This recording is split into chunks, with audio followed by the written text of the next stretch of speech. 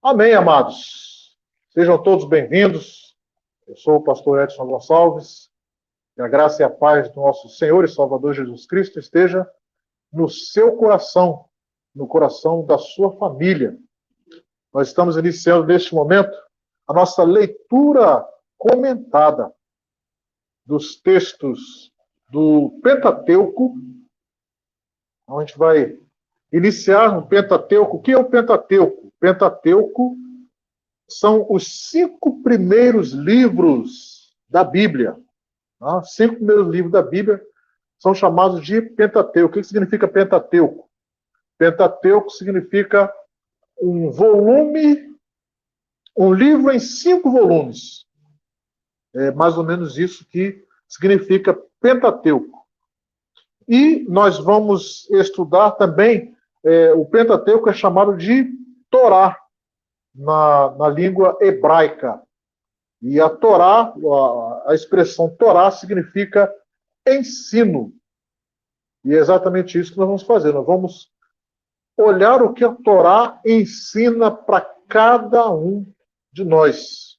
A Torá, ou o Pentateuco, ensina para cada um de nós. E nós estamos no texto, ou no trecho de número 21, uma porção que é como os judeus, eles costumam estudar a Bíblia através de porções. E nós temos, então, a porção de número 21, que tem o nome de Kitissá. O que significa Kitissá? Quando você fizer, ou quando você levantar, ou quando você começar, ou quando você executar. E o que nesse caso está sendo executado aqui?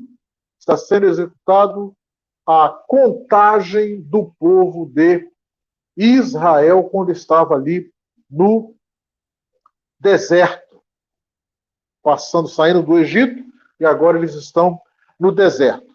Então nós vamos começar a nossa leitura. Vamos começar a nossa leitura comentada. Eu quero, então, te convidar a abrir a palavra de Deus no livro do Êxodo. Livro do Êxodo, no capítulo de número 30, versículo 11. Livro do Êxodo, capítulo 30, versículo 11. E o que diz o texto que nós vamos estudar? Disse então o Senhor a Moisés: quando você fizer o recenseamento dos israelitas. Então aí tem nesse trecho esta expressão, quando você fizer, é a expressão kitissá, tá? Em hebraico. Então quando você fizer o recenseamento dos israelitas, cada um deles terá que pagar ao Senhor um preço pelo resgate por sua vida, quando for contado. Desta forma, nenhuma praga virá sobre eles quando você os contar. Olha só que coisa interessante. Lá na frente, quando nós estivermos estudando o livro de Reis, Davi vai tentar fazer uma contagem também. Só que a contagem que Davi vai tentar fazer não vai ser autorizada por Deus. E o que vai acontecer? Deus vai enviar uma praga e vai matar muitos dos israelitas. Mas aqui, Deus está mandando Moisés fazer essa contagem. Deus está mandando Moisés fazer essa contagem. Então, é algo diferente. E olha só o que fala no versículo 14. No versículo 13. Cada recenseado contribuirá com 6 gramas, com base no peso padrão do santuário, que tem 12 gramas. Os 6 gramas são uma oferta ao Senhor. Todos os alistados da idade de 20 anos para cima darão ao Senhor essa oferta. Os ricos não contribuirão com mais, nem os pobres darão menos que 6 gramas, quando apresentarem a oferta ao Senhor como propiciação pela sua vida. Então, Deus estipulou que as pessoas deveriam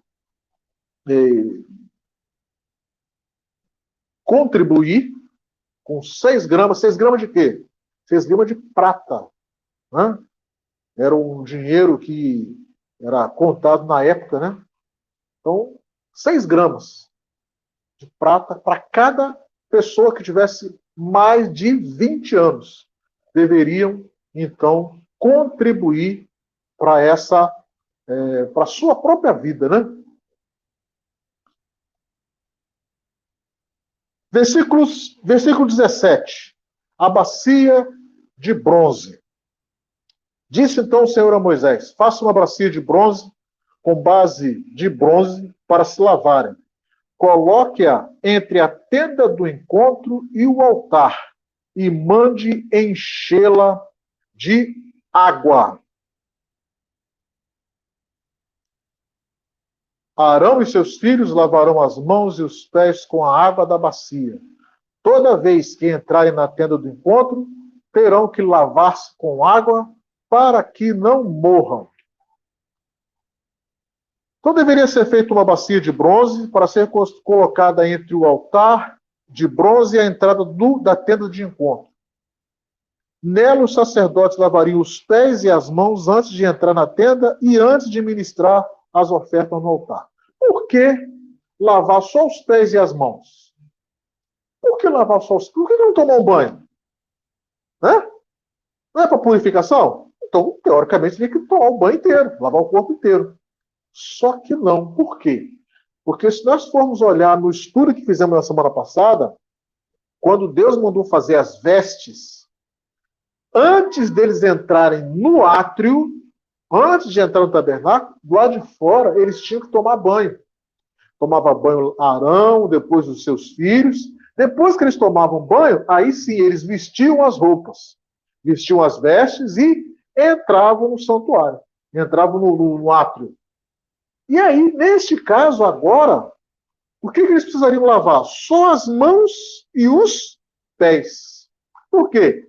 Porque o corpo eles já tinham sido lavado e estavam vestidos. Isso vem mostrar para nós, complementando o estudo da semana passada, que as vestes, elas santificam a pessoa.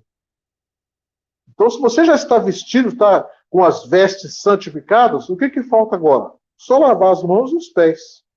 E a lavagem das mãos e dos pés tem a ver com as mãos, tem a ver com aquilo que a gente faz. Todas as vezes que a Bíblia fala sobre mão, está falando com as nossas obras, está falando a respeito das nossas obras, daquilo que a gente produz, daquilo que a gente faz. E quando fala dos pés, é onde nós andamos. Qual é a preparação que nós fazemos? Tá? Então, ou seja, de uma forma, ele quer mostrar para nós aqui que os sacerdotes, para entrar na tenda, para adorar o Senhor ali, para fazer o serviço do Senhor, além deles estarem com as vestes santificadas, eles tinham que estar com as obras de acordo com aquilo que Deus queria e também não podia ter andado em qualquer lugar. Por isso é que eles tinham que lavar as mãos e lavar os pés. Interessante, né? Vamos seguir. O óleo para as unções. Óleo para as unções. Em seguida, o Senhor disse a Moisés: junte as seguintes especiarias: 6 quilos de mirra líquida, a metade disso, ou seja, 3 quilos de canela, 3 quilos de cana aromática, 6 quilos de cássia, com base no peso padrão do santuário, e 1 galão de azeite de oliva. Faça com eles o óleo sagrado para a unção, para as unções, uma mistura de aromas, obra de perfumista. Olha só que coisa interessante também. O óleo para as unções deveria conter as especiarias indicadas. Não era para ter qualquer especiaria, não. Era só essas aqui. E após pronto, deveria ungir o tabernáculo, a arca da aliança e os objetos que seriam usados no serviço dos sacerdotes, além de ungir os próprios sacerdotes. Na semana passada, nós falamos aqui alguma coisa sobre o óleo da unção e nós fizemos a observação de que estas especiarias eram caras. Então não era qualquer pessoa que tinha essas especiarias. Não era qualquer pessoa, não.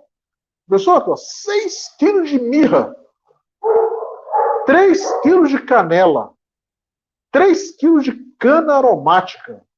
Só quem era rico que podia ter isso aqui. E aí, esse óleo aqui não era para ungir todo o povo, era para ungir só os sacerdotes. Só os sacerdotes que seriam ungidos para diferenciar pelo perfume, né, quem era sacerdote e quem não era. Então, isso aí é interessante a gente observar. E outra coisa, o significado desse tipo de unção: separar os utensílios e os seus usuários, consagrando-os para o serviço do tabernáculo. Não era para uso particular dos israelitas. Aí nós vemos aí que eles iriam ungir os utensílios, o candelabro, a tenda, a arca. Hoje, às vezes, a gente vê as pessoas, eu comprei um carro, queria que ungisse o carro. Qual é, na verdade, o objetivo da unção? O objetivo da unção é separar aquele objeto para ser usado no templo ou para ser usado para o Senhor. Então, eu comprei um carro, quero ungir o carro. O que significa isso? Que eu vou ter que entregar o carro para a igreja. Vou ter que entregar o carro. No caso aqui, eles tinham que ungiu, vai ser usado no templo. Tá bom. O sacerdote vai ser ungido. Para quê? Para serviço no templo. Eu quero ser ungido. Eu vou ungir. Vou me ungir para quê? Para ser dedicado ao templo. Mais tarde, no Novo Testamento, nós vamos encontrar, principalmente no livro de Tiago, que a unção também passou a ser usada como especiaria para medicina. Então, tinha alguns óleos que eram usados para aliviar dores, né? Então, tem um texto lá em Tiago que fala que se tiver alguém doente, chame os presbíteros da igreja, os presbíteros vão lá, vão orar, vão ungir a pessoa e a oração vai salvar o enfermo e ele vai se levantar. Mas até então, nesse momento aqui, a unção era somente para separar os sacerdotes e os utensílios que iam ser usados no tabernáculo. Tá? Vamos seguir. O incenso.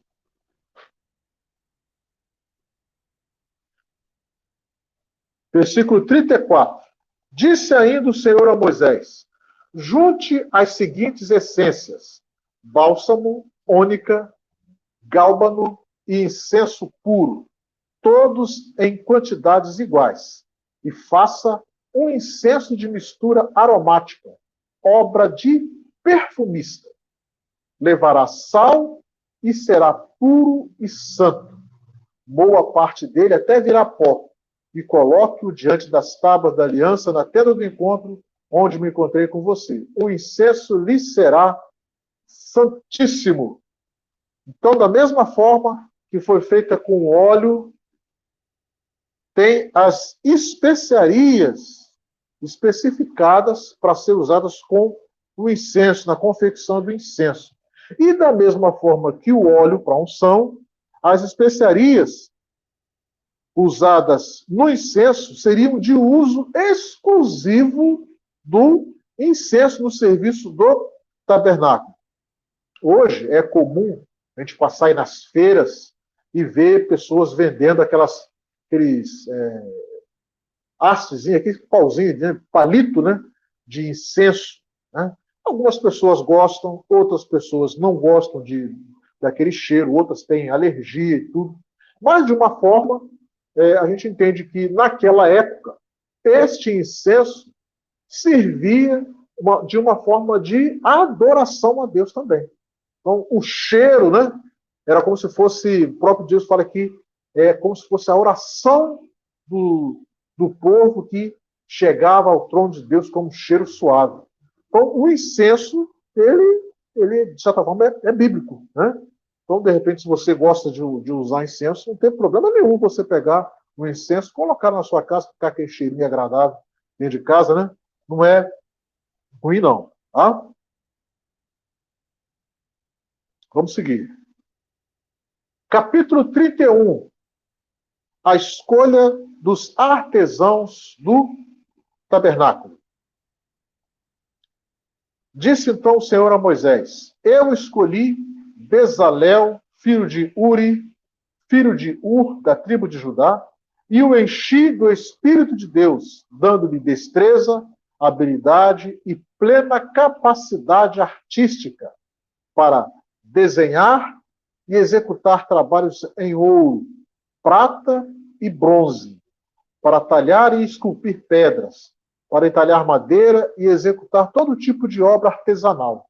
Além disso, designei Aholiabe, filho de Aizamaque, da tribo de Dan, para auxiliá-lo. Também capacitei todos os artesãos para que executem tudo que lhe ordenei. Então, aqui é feita a escolha das pessoas que iam confeccionar todos os utensílios que seriam usados ali no tabernáculo. E a escolha dos artesãos foi feita por Deus, e a capacitação veio do Espírito que o próprio Deus colocou em todos eles. Nós estivemos estudando aqui sobre deixar que o Espírito Santo, né, encha os nossos corações, encha a nossa vida e nos controle e nos guie. Nessa época, ainda no Antigo Testamento, o Espírito Santo não estava disponível para todos. Então, o que Deus fazia? Quando ele queria que alguma pessoa executasse determinada obra, ele enchia essa pessoa com o Espírito Santo, a pessoa realizava a obra e depois o Espírito Santo era retirado. Hoje é diferente. Hoje o Espírito Santo está aí e fica conosco quanto tempo? Para sempre. Hoje o Espírito Santo está para ficar conosco para sempre, nos guiando, nos orientando. E Deus quer que, através disso, nós realizemos muitas obras. Mas naquela época não era assim. E diz a tradição oral da Torá que Bezalel tinha 13 anos. Essa rapaziada todinha aqui eram tudo adolescentes. Sabe que adolescente, né? Adolescente jovem, eles gostam de trabalhos manuais, essas coisas, né? Então, diz a tradição, a gente não tem como comprovar isso pelos textos bíblicos, que todo esse pessoal eram todos jovens e adolescentes. E o que vem mostrar isso para nós? Se isso for uma verdade, né? Se puder comprovar isso, que Deus escolhe e ele capacita, independente da idade, independente do sexo, independente de qualquer situação. Quando Deus escolhe uma pessoa, ele capacita para a realização da obra dele. Então fique atento, que Deus pode estar querendo te capacitar para realizar a obra dele. Tá? Vocês também fiquem atentos aí.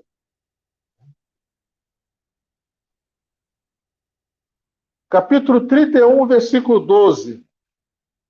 O dia de sábado. Disse ainda o Senhor a Moisés: Diga aos israelitas que guardem os meus sábados. Isto será um sinal entre mim e vocês, geração após geração, a fim de que saibam que eu sou o Senhor que os santifica. Guardem o sábado, pois para vocês é santo. Aquele que o profanar terá que ser executado. Quem fizer algum trabalho nesse dia será eliminado do seu povo. Em 6 dias, qualquer trabalho poderá ser feito, mas o 7º dia é o sábado, o dia de descanso consagrado ao Senhor. Então, Deus aqui manda que o povo guarde o sábado, mesmo durante a construção do tabernáculo. E isso vem nos ensinar que o descanso é uma ordem de Deus. E aí vem uma pergunta: Quanto tempo você não tira umas férias? Qual foi a última vez que você fez uma viagem de descanso? Qual foi a última vez que você resolveu dar um basta, desligar o celular e se dedicar a pensar na vida, a curtir? Qual foi a última vez? Mas aqui o texto diz: 6 dias trabalharás, e o 7º dia é para descanso. Descanso, então, é uma ordem de Deus e não pode ter desculpas. Há muita confusão sobre a guarda do sábado. Em Israel, o sábado faz parte da constituição do país. É uma lei civil, além de religiosa. Só os serviços essenciais funcionam no sábado lá em Israel. Para nós, o sábado é o dia de separarmos para o serviço de Deus. Então pode ser qualquer dia. Não significa que o dia que você vai separar para o serviço de Deus, o dia de descanso tem que ser no sábado, especificamente no sábado. Se o teu dia de descanso é quarta-feira, então dedica a quarta-feira para como se fosse o dia do descanso do Senhor. Se você trabalha, tem pessoas que trabalham por turno, então não folga um domingo. Às vezes domingo está trabalhando direto, sábado, domingo, às vezes até feriado. E a folga da pessoa é que dia? Segunda-feira. Então o que tem que fazer segunda-feira? Além de descansar, dedicar um tempo para estar com o Senhor. Tá? Então essa é a ideia.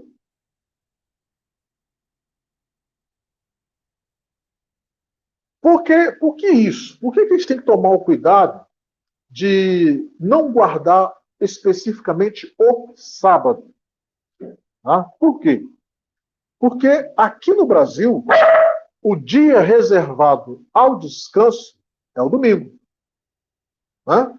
Aqui no Brasil, o dia reservado ao descanso é o domingo. Se nós seguirmos a orientação de Deus ao pé da letra, nós estaríamos transgredindo uma lei civil do nosso país. Por quê? Porque pode ser que em algum momento as pessoas até trabalhem no domingo. Tem pessoas aqui no Brasil que trabalham no domingo. Mas a maioria das pessoas não trabalham. A maioria dos estabelecimentos não abrem no domingo. Ou quando abrem, abrem com poucas pessoas, né? Ou às vezes até com menos empregados. Algumas lojas nem abrem. Então, o que nós precisamos fazer? Não seguir à risca a ordem de guardar o sábado como se fosse o dia de descanso. E sim, guardar o dia que nós estamos descansando. Se eu descanso domingo, domingo eu vou usar como se fosse usar para Deus. Se eu descanso segunda, terça, quarta ou qualquer outro dia, né, nós iríamos fazer isso. E onde surgiu essa questão de domingo ser o dia de descanso? Com Constantino, lá no século IV depois de Cristo, Constantino, ele, baseado numa crença pagã, né, ao deus Sol, ele determinou que todas as pessoas guardassem o domingo e não o sábado. Tá? Então, a partir desse edito de Constantino, deixar naquela época, né, o pessoal deixou de guardar o sábado, passou a guardar o domingo, e isso aí vem até os dias de hoje. Tá? Capítulo 32 é um dos capítulos mais conhecidos da Bíblia, que fala do pecado do bezerro de ouro. O povo Ao ver que Moisés demorava a descer do monte, juntou-se ao redor de Arão e lhe disse: Venha, faça para nós deuses que nos conduzam, pois este Moisés, o homem que nos tirou do Egito, não sabemos o que lhe aconteceu. E aí, o povo ficou com medo que Moisés não voltasse do monte, pois já havia passado muitos dias, especificamente mais de 39 dias, que Moisés não voltava. E aí, o que o povo resolveu fazer? O povo resolveu fazer um bezerro de ouro representando a divindade que os havia tirado do Egito. Por que isso aconteceu? No versículo 8, Deus disse a Moisés, olha aí, versículo 8.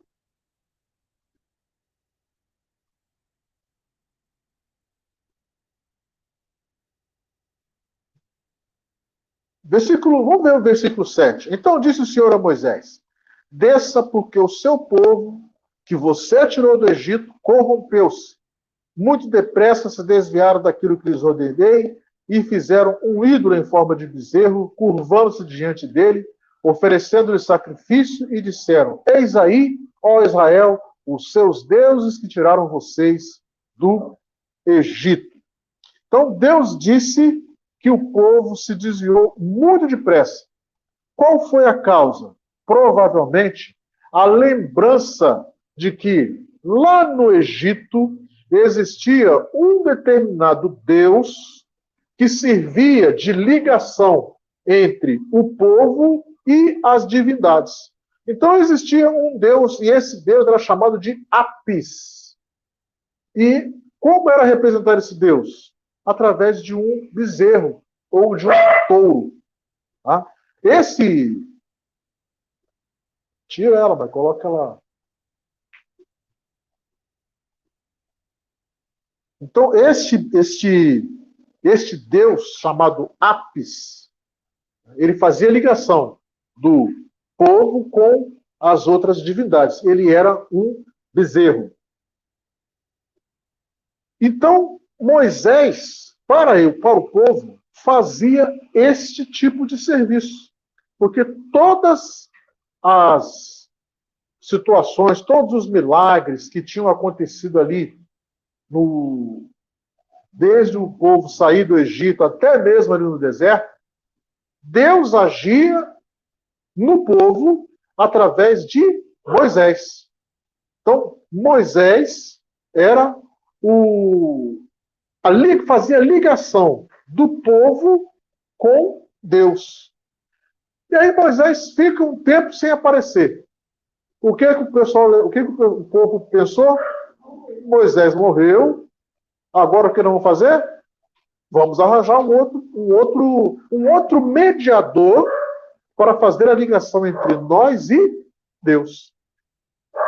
E aí então foi nessa hora que o povo então chamou Arão para fazer um bezerro de ouro. Hã?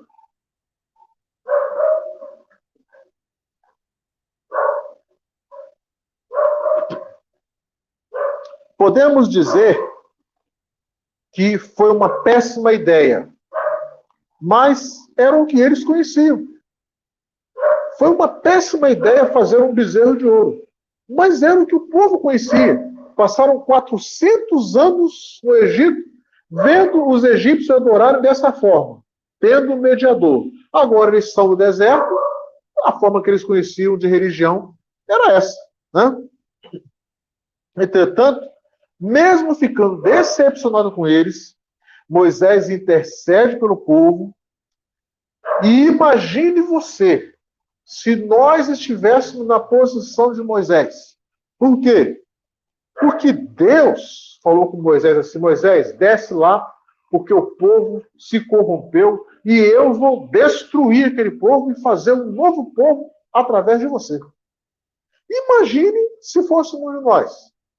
Nós íamos interceder pelo povo, ou eu falar assim: opa, agora eu sou a fonte da nação de Israel? Ah, Deus, pode destruir todo mundo. E eu estou aqui, prontinho. para gerar um novo povo. Moisés não agiu dessa forma. Moisés intercedeu a Deus pelo povo, para salvar o povo. E aí então Moisés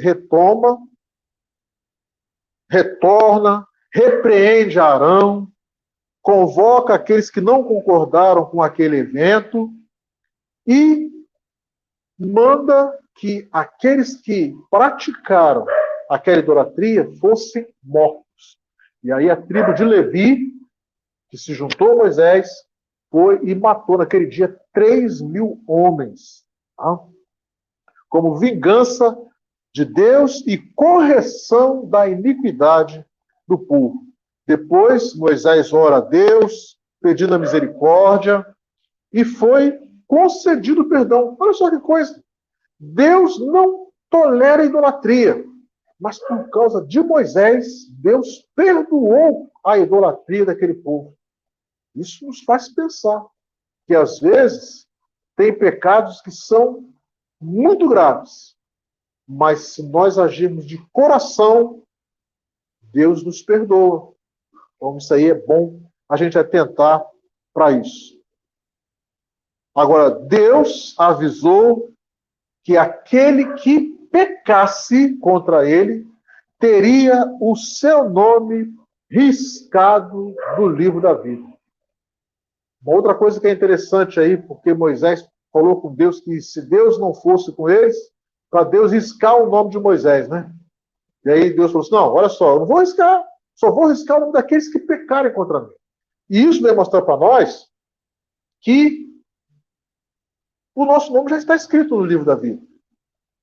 O risco que a gente corre é dele ser riscado. Então devemos tomar cuidado para que o nosso nome continue lá no livro da vida e não seja riscado. Tá? Isso é interessante a gente observar. E como recompensa pelo que Moisés fez com o povo, Deus acompanhou. Deus falou assim, eu vou mandar o meu anjo para guiar vocês. E aí, diante daquilo que nós estudamos hoje, quem é que guia o povo de Deus? O Espírito Santo. Só que aqui ele falou que eu vou mandar o meu anjo.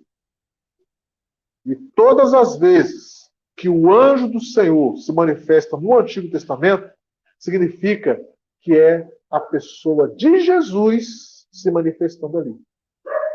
Em forma visível. Tá?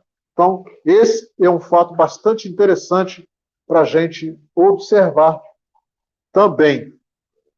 Entramos agora no capítulo 33. Capítulo 33 do livro de Êxodo vem nos mostrar que a caminhada do povo continuou e foram acrescentadas mais algumas orientações. E o interessante é que quando Moisés chega e fala para o povo as consequências do pecado que eles fizeram do bezerro de ouro, o povo se arrepende e chora. O povo se arrepende e chora. E diz o texto que eles choraram amargamente. Né? Versículo 1 até o versículo 4, especificamente. Ó. Quando o povo ouviu essas palavras terríveis, começou a chorar. E ninguém usou enfeite algum. Por que ninguém usou mais enfeite? Porque o bezerro de ouro foi feito com os enfeites que o povo tinha, principalmente as mulheres. Então, quando Deus falou para Moisés, olha, fiquei chateado, o povo deixou de usar enfeites. Isso não significa que hoje você não possa usar enfeites, tá? Pode usar enfeites tranquilamente. Mas naquela época houve essa situação aí com o povo. A tenda do encontro. Moisés costumava montar uma tenda ao lado de fora do acampamento e ele a chamava tenda do encontro. quem quisesse consultar o Senhor ia até a tenda fora do acampamento. Essa tenda era o local usado por Moisés antes da construção do tabernáculo para ouvir Deus falar com ele. Então Deus ia naquela tenda, conversava com Moisés, dava as orientações para Moisés a respeito do que deveria falar para o povo. E no versículo 7, no versículo 12, nós temos a presença de Moisés diante da glória de Deus. Disse Moisés ao Senhor, versículo 12, tu me ordenaste, conduz este povo, mas não me permites saber quem enviarás comigo? Disseste, eu conheço teu nome, e de você tenho me agradado. Se me vês com agrado, revela-me os teus propósitos, para que eu te conheça e continue sendo aceito por ti. Lembra-te de que esta nação é o teu povo. Esse texto aqui dá a entender, se você passar despercebido, que aconteceu até antes de alguns eventos aqui. Né? Mas Moisés aqui está conversando com Deus como uma pessoa conversa, como a gente conversa com o nosso amigo. Né? Quer tirar alguma explicação? Oh, me explica aí que negócio é esse. Né? Então Moisés, ele está diante de Deus. É um momento sublime da vida de Moisés. Ele se coloca numa posição de confiança total em Deus, declarando que não pode dar um passo sequer se a presença de Deus não estiver com ele. E isso é estendido ao povo que estava sob os seus cuidados. Moisés pede que Deus esteja com ele e Deus declara que ele mesmo iria estar com o povo. Então, Moisés pede que Deus se revele a ele. Porém, Deus disse que só mostraria as suas costas, pois a sua face nenhum homem viveria após vê-la. Então, é uma situação bastante interessante. A gente vê que Moisés tinha uma íntima comunhão com Deus, a ponto de pedir para ver a face de Deus. E Deus falou assim, tudo bem, Moisés, eu confio muito em você, mas a minha face você não vai ver, porque homem nenhum vê a minha face e vive. Mas eu vou deixar você ver as minhas costas. Eu vou te colocar numa pedra ali, e eu vou passar, vou tampar os teus olhos, e quando estiver passando, eu tiro a minha mão e você vai ver as minhas costas. Que privilégio é esse? É. Oi? Olha, poderíamos dizer que sim, né?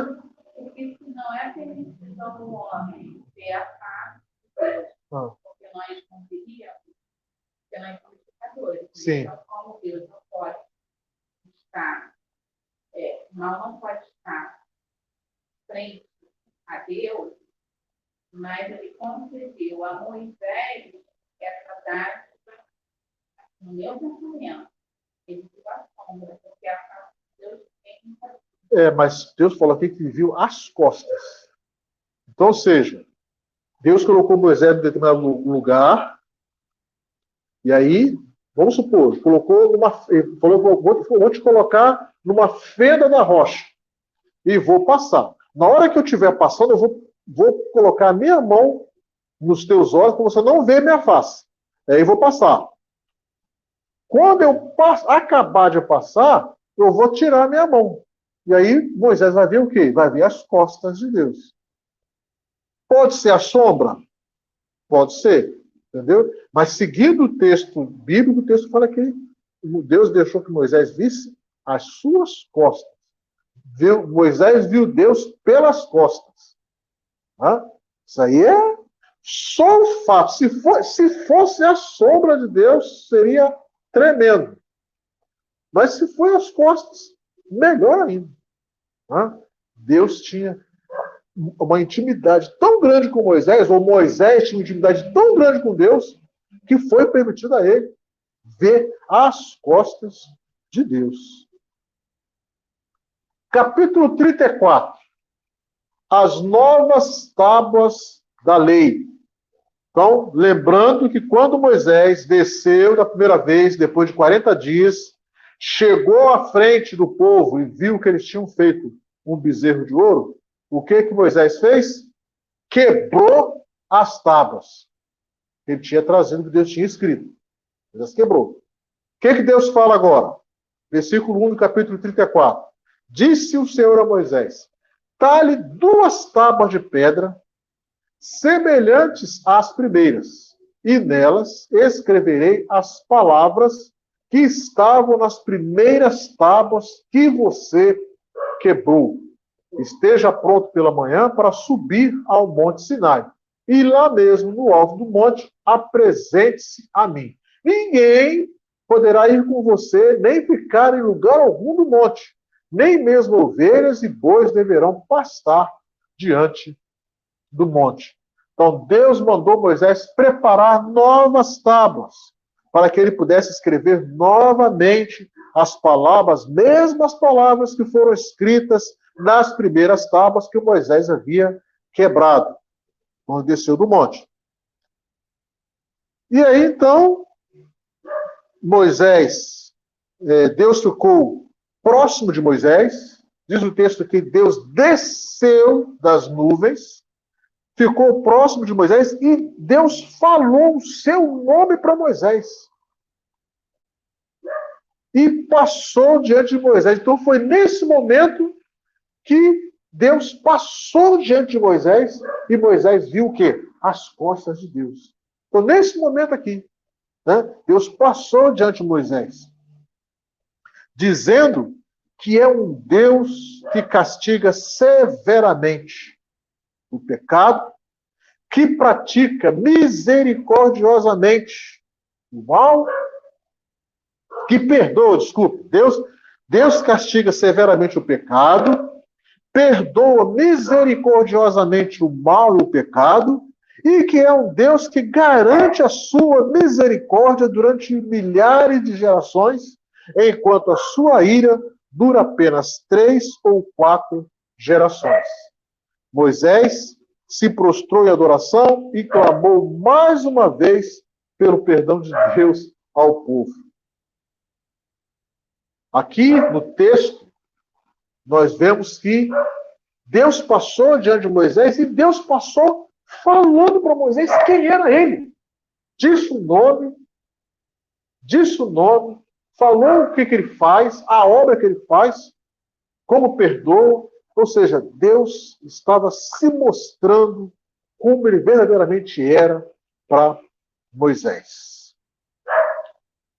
No versículo de número 10, nós temos a renovação da aliança. Então, Deus falou assim com Moisés: faço com você uma aliança, disse o Senhor. Diante de todo o seu povo farei maravilhas jamais realizadas na presença de nenhum outro povo do mundo. O povo no meio do qual você habita verá a obra maravilhosa que eu, o Senhor, farei. Obedeça às ordens que hoje lhe dou, e expulsarei diante de ti os amorreus, os cananeus, os hititas, os fariseus, os heveus e os jebuseus. Acautele-se para não fazer acordo com eles que vivam na terra para a qual você está indo, pois eles se tornariam uma armadilha. Então Deus renova a aliança com Moisés e com o povo. E quais eram as bases dessa aliança? Então está lá. Primeiro, Deus iria expulsar todos os povos diante deles. Deus pediu para que eles não fizessem nenhum acordo com aqueles povos, para que eles não os levassem para a idolatria. Terceiro, Deus pediu para que eles não fizessem nenhum ídolo de metal.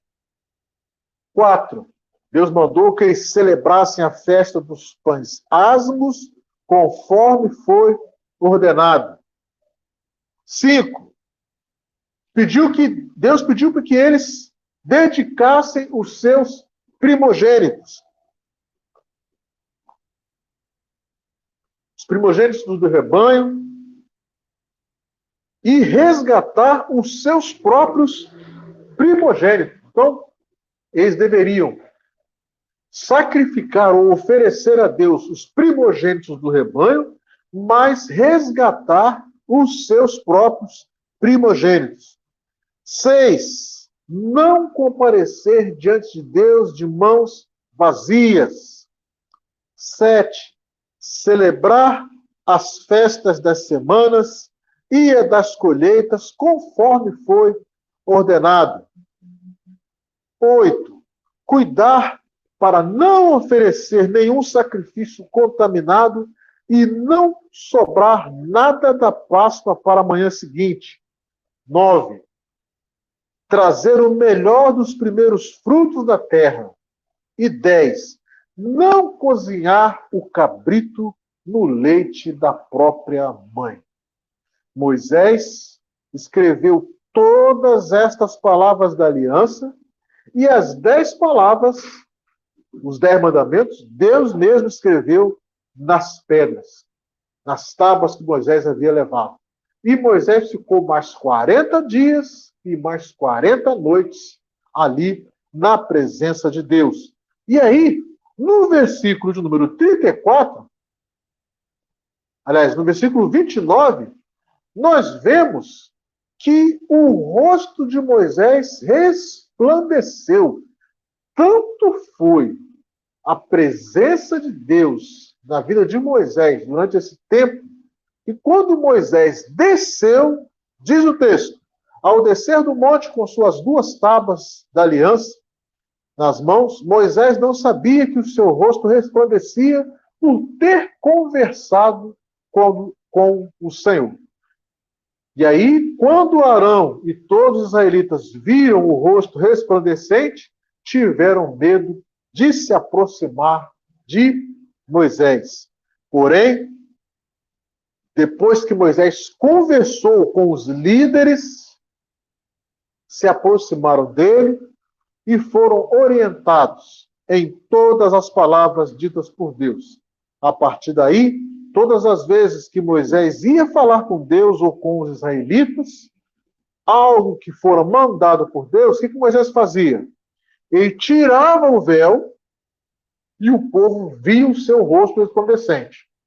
No restante do tempo, Moisés ficava com o rosto coberto. Então, Deus chamava Moisés ficava com o rosto coberto. Deus chamava ele tirava o véu e ia conversar com Deus. Cobriu o véu, cobriu o rosto com o véu. Ia falar com o povo, ele tirava o véu, falava com o povo, botava o véu novamente. Por quê? Porque o rosto de Moisés estava resplandecendo da glória de Deus. Então, quantos ensinamentos nós vimos aqui nesses 4 capítulos, né? Fizemos um resumo rápido. Se nós tivéssemos condições, e até poderia, né, estudar cada um desses trechos separadamente, nós iríamos ver muito mais riquezas de ensinamento. Mas eu vou tirar aqui três ensinamentos para a gente poder levar para pensar durante essa semana. Primeiro, na escolha de Deus, há a capacitação dos escolhidos. Então, se em algum momento você recebeu de Deus uma escolha para realizar alguma coisa, saiba que Deus te capacitou para isso. Segundo, Deus perdoa até a idolatria, mas é preciso aceitar as consequências. Tá? Então, ali, o povo fez idolatria, Deus perdoou, mas 3.000 morreram. Então, vamos tomar cuidado com as consequências dos nossos pecados. E 3, não tem como disfarçar quando estamos na presença de Deus. Moisés ficou na presença de Deus e quando ele saiu, o seu rosto resplandecia. Se nós ficarmos na presença de Deus, pode ter certeza, nós também iremos resplandecer. Talvez o nosso rosto não vai brilhar, mas as pessoas vão observar que nós somos pessoas diferentes. Então, vamos ficar na presença do Senhor, vamos buscar estar na presença de Deus, porque estando na presença de Deus, nós nos tornaremos pessoas melhores, pessoas com condições de mudar a vida também de outras pessoas. Ok? Então, desse jeito, nós encerramos os nossos comentários desta semana e convidamos você para que na próxima semana esteja lendo o capítulo 35 até o capítulo 38 do livro de Êxodo, para que no próximo domingo possamos fazer os comentários. E é lógico, sempre surgem perguntas, tá? Eu sei que talvez vocês aqui queiram fazer perguntas, tá? Então, nós vamos encerrar a nossa transmissão, vamos ficar aqui e podemos responder as perguntas de vocês. E para você que está aí nos acompanhando, mande para nós as suas perguntas, as suas observações, concordo, não concordo, gostei, não gostei. Compartilhe também este vídeo, esta mensagem com todas as pessoas que você conhece, para que mais e mais pessoas venham entender e perceber que precisam estar na presença do Senhor. Quero agradecer a tua participação e desejar que Deus abençoe a sua vida e a vida da sua família e que possamos ter uma semana abençoada na presença do Senhor. Antes de encerrar a nossa transmissão, eu gostaria de fazer uma oração. Vamos orar. Senhor Deus e Pai, graças te damos, Deus querido, pelos ensinamentos que pudemos ter nesta noite, por aquilo que tu colocaste nos nossos corações. Pedimos agora, Deus querido, que nos envolva com o teu Santo Espírito, nos encha com o teu Santo Espírito, nos dê capacidade para entender tudo aquilo que tu queres para cada um de nós. Abençoa nossas vidas, abençoa nossas famílias, é o que te pedimos, te agradecemos no nome do Senhor Jesus. Amém. Deus abençoe a sua vida, meu amado.